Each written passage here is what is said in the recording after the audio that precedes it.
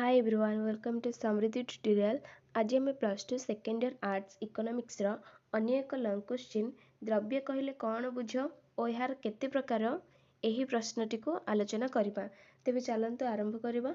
कौनसी जिनिस बा पदार्थ जदि मानवर अभाव पूरण क्षमता रखि थाए तेबे ताहाको द्रव्य कुहा जाय। द्रव्य अर्थात गुड्स और कमोडिटी। तो गोटे जिनिस बा से कौनसी भी पदार्थ ही तो जदि मानवर अभाव पूरण करिपारिबो ताहले ताहाको द्रव्य कुहा जाय। द्रव्य को निम्न प्रकार रे भाग करा जाय पारे। मु एठारे द्रव्य को 14 प्रकार रे भाग करा जायछि। मुख्यतः 14 प्रकार रे भाग करा जायछि। यथा देखिबा मुक्त द्रव्य, फ्री गुड्स, अर्थनैतिक द्रव्य, इकोनॉमिक गुड्स, व्यक्तिगत बा घरोई द्रव्य, प्राइवेट गुड्स, सर्वसाधारण द्रव्य, पब्लिक गुड्स, उपभोग द्रव्य, कंज्यूमर गुड्स, उत्पादक द्रव्य प्रोड्यूसर गुड्स, भौतिक द्रव्य, मटेरियल गुड्स, अभौतिक द्रव्य, नॉन मटेरियल गुड्स, क्षयशील द्रव्य, पेरिशेबल गुड्स, दीर्घस्थायी द्रव्य, ड्यूरेबल गुड्स, अंतर्वर्ती द्रव्य, इंटरमीडिएट गुड्स, अंतिम द्रव्य, फाइनल गुड्स। नेक्स्ट हस्तांतर योग्य द्रव्य, ट्रांसफरेबल गुड्स, अहस्तांतर द्रव्य, नॉन ट्रांसफरेबल गुड्स। तो चलते एबे गोटे गोटे करी पूरा आलोचना करबा। मुक्त द्रव्य यही वार्ड रे हमें जानि पारथन जे जो द्रव्य हमको मुक्त भाव मिली थाए ताहाकू मुक्त द्रव्य कुहा जाए। तो मुक्त भाव आम कौन प्रकृति ही सब जिनस पाई पार। तो जो द्रव्य गुड़िक प्रकृति मुक्त भाव में मिली थाए ताहाकू मुक्त द्रव्य कुहा जाए। एही मुक्त द्रव्य गुड़िकर जोगाण चाहिदा तुलन में असीम अटे। एही द्रव्य गुड़िकर विक्रय मूल्य नहीं। मुक्त द्रव्य गुड़िकर विक्रय मूल्य नहीं। एही द्रव्य गुड़िक अनायास द्रव्य, अबाधलब्ध द्रव्य बोली मध्य कुहा जाए। एही द्रव्य गुड़िकर व्यवहारिक मूल्य रही थाए किंतु विनिमय मूल्य रही न थाए। मुक्त द्रव्य को आम केबे भी विनिमय करिपारिबा नाही, केवल व्यवहार करिपारिबा। अर्थात कोनोसी अर्थ विनियोग करी आम ताहाको बिक्री करिपारिबा नाही। उदाहरण भावे कौन नेबा ना सूर्यालोक, वर्षा जल, वायु इत्यादि जहाँ आम प्रकृति पाई था मुक्त भाव में ताहाको मुक्त द्रव्य बोली कुहा जाए। नेक्स्ट अर्थनैतिक द्रव्य।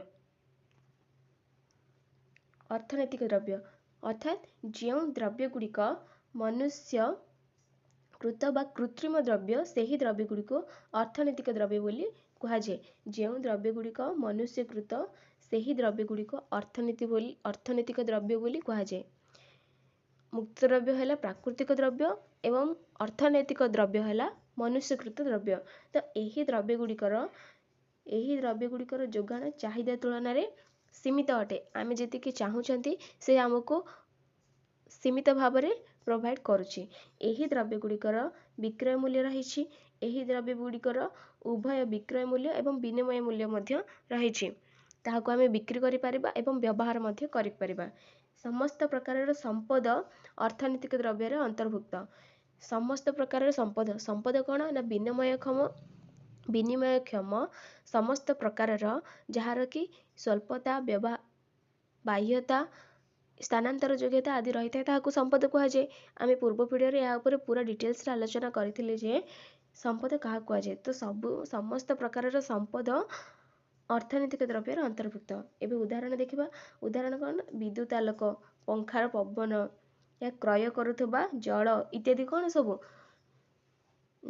अर्थनैतिक द्रव्य। एवं देखिबा घरोई द्रव्य। घरोई द्रव्य बा प्राइवेट और इंडिविजुअल गुड्स जो द्रव्य गुड़िक एक निर्दिष्ट व्यक्ति विशेषक मालिकाना रे रही थाए सही द्रव्य गुड़िक घरोई द्रव्य बोली मते कुहा जाए। जो द्रव्य गुड़िक एक निर्दिष्ट व्यक्ति विशेषक मालिकाना रही थाए सही द्रव्य गुड़िक व्यक्तिगत बा घरोई द्रव्य बोली कुहा जाए। व्यक्तिगत द्रव्य गुड़िक घरोई द्रव्य भावे मध्य जणा जाए। यहाको जन द्रव्य बोली मध्य कुहा जाए।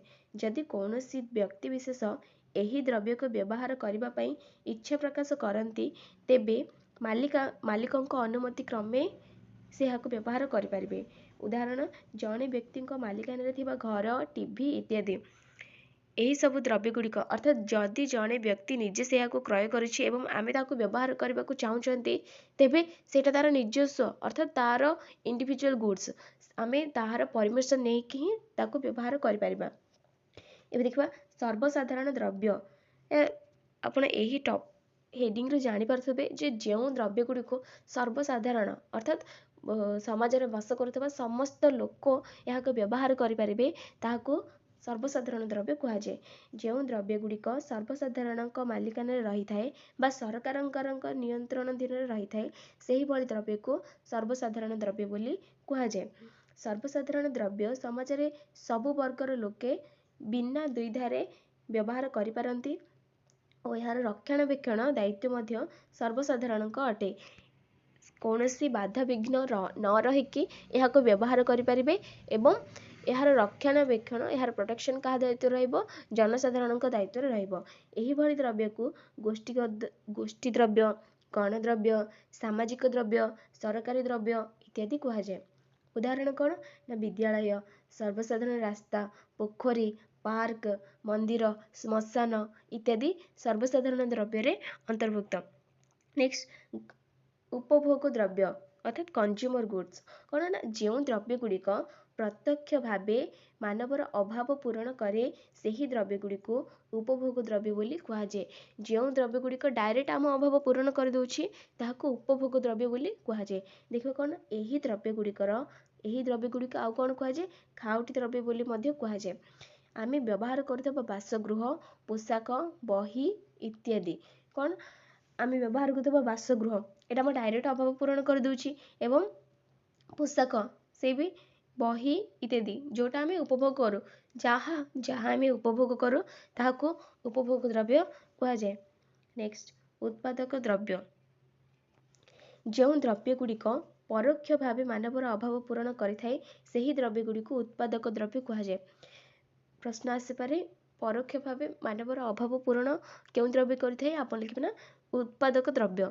तो कौन ना जो द्रव्य गुड़िक परोक्ष भाव मानवर अभाव पूरण करिथाए ताहाको उत्पादक द्रव्य कहा जाए।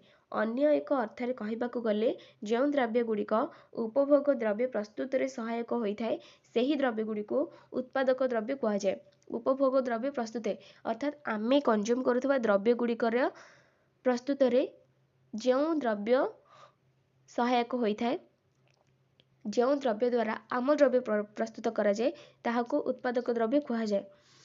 उदाहरण सिलाई मशीन कोयला कल कारखाना ट्रैक्टर रासायनिक सार बिहन इत्यादि। भौतिक द्रव्य जो द्रव्य गुड़िक देखी हुए स्पर्श करी हुए अनुभव करी हुए सही द्रव्य गुड़िक भौतिक द्रव्य कहा जाए। अर्थात जो द्रव्य गुड़िक आमे देखि पारू छुई पारू एवं अनुभव करिपारू ताहाको भौतिक द्रव्य कहा जाए। एही द्रव्य गुड़िकर निर्दिष्ट आकार रहिथिबा हेतु यह किछि स्थान अधिकार करिथाए अर्थात भौतिक द्रव्य गुड़िकर निर्दिष्ट आकार रहिथाए।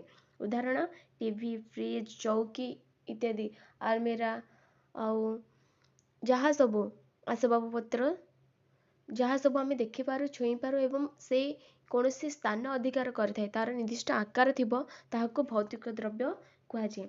नेक्स्ट अभौतिक द्रव्य जो द्रव्य गुड़िक देखी हुए नहीं स्पर्श करी हुए नहीं किंतु अनुभव करी हुए सही द्रव्य गुड़िक अभौतिक द्रव्य कहा जाए। भौतिक द्रव्य देखी हुए स्पर्श करी हुए अनुभव करी हुए अभौतिक द्रव्य देखी हुए नहीं स्पर्श करी हुए नहीं किंतु अनुभव आमे करि पारू ताहाको अभौतिक द्रव्य कहा जाए।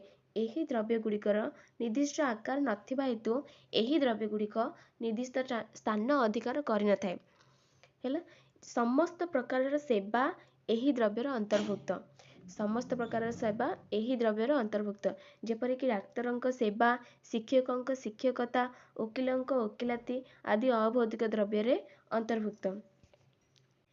क्षयशील द्रव्य जो खाउटी द्रव्य को व्यवहार न करी दीर्घ समय रखिबा द्वारा जदि ताहार उपयोगिता नष्ट हो जाय थाए ताहाको क्षयशील द्रव्य कहा जाए। उदाहरण रंधा खाद्य पदार्थ पनीपरिबा माछ मांस इत्यादि।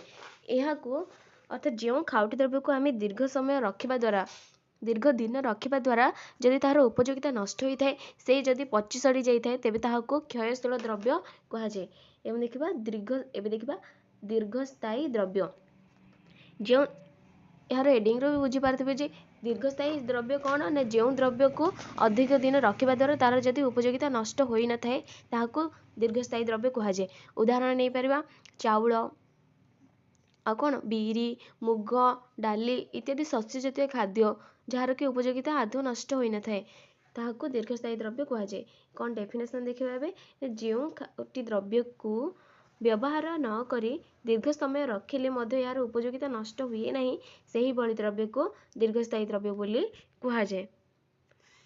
एबे देखिबा अंतर्वर्ती द्रव्य जो द्रव्य गुड़िक अंतिम द्रव्य प्रस्तुति में सहायक होता है ताहाको अंतर्वर्ती द्रव्य कहुए। जेपरिक चीनी प्रस्तुत पई आखु छेना प्रस्तुत पई क्षीर मिठा प्रस्तुत पई चीनी सूता प्रस्तुति पई कपा आदि क्षेत्र में आखु क्षीर चीनी कपा इत्यादि अंतर्वर्ती द्रव्य। आखु आमे चीनी प्रस्तुत करने को चाहूँगी तो ताहापई आखु दरकार तो आखु व्यवहार है बोली आखु होची कौन अंतर्वर्ती द्रव्य। सेहीपरि क्षीर प्रस्तुत सॉरी छेना प्रस्तुत पई कौन दरकार क्षीर तो क्षीर है अंतर्वर्ती द्रव्य। सेहीपरि मिठा प्रस्तुत पई चीनी सूता प्रस्तुति पई कपा चीनी एवं कपा है अंतर्वर्ती द्रव्य। फाइनल गुड बा फिनिश गुड उत्पादन करने जो द्रव्य गुड़िकर साहाय्य निया जाय थाए ताहाको अंतर्वर्ती द्रव्य कहुए। एबे देखिबा अंतिम द्रव्य जो द्रव्य गुड़िक शेष द्रव्य भाव व्यवहार कराए ताहाको अंतिम द्रव्य कहुए। एही द्रव्य को चूड़ांत द्रव्य बोली मध्य कहुए। उदाहरण मिठा पोशाक कागज आदि आदि को अंतिम द्रव्य कहुए। अंतर्वर्ती द्रव्य क्या कहुए ना जो द्रव्य गुड़िक अंतिम द्रव्य प्रस्तुत में साहाय्य कराए ताहाको अंतर्वर्ती द्रव्य कहुए। सही अंतर्वर्ती द्रव्य को सही अंतिम द्रव्य को चूड़ांत द्रव्य बोली मध्य कहुए। एबे देखिबा हस्तांतर योग्य द्रव्य साधारणतः भौतिक द्रव्य गुड़िकर जार मालिकाना परिवर्तन अणा जाई पारे और जड़े व्यक्ति पाखर अन्य जड़े व्यक्ति पाखक स्थानांतर करा जाई पारे सही भली द्रव्य को हस्तांतर योग्य द्रव्य बोली मध्य कहुए। आमे व्यवहार करुवा समस्त प्रकार भौतिक द्रव्य हस्तांतर द्रव्य योग्य हस्तांतर द्रव्य बोली मध्य जाना जाए। अहस्तांतर योग्य द्रव्य अभौतिक द्रव्य बा जड़े व्यक्तिर अंतर्निहित गुणावली जहाँ केबे भी ट्रांसफर करी हबनी ताहाको अहस्तांतर योग्य द्रव्य बोली मध्य कहुए। एही द्रव्य गुड़िकर मालिकाना रे परिवर्तन करा जाई पारे नाही। उदाहरण सुललित कंठस्वर सुंदर चेहरा चित्रकला शैली विभिन्न प्रकार सेवा आदि अहस्तांतर योग्य द्रव्य भावे अंतर्भुक्त।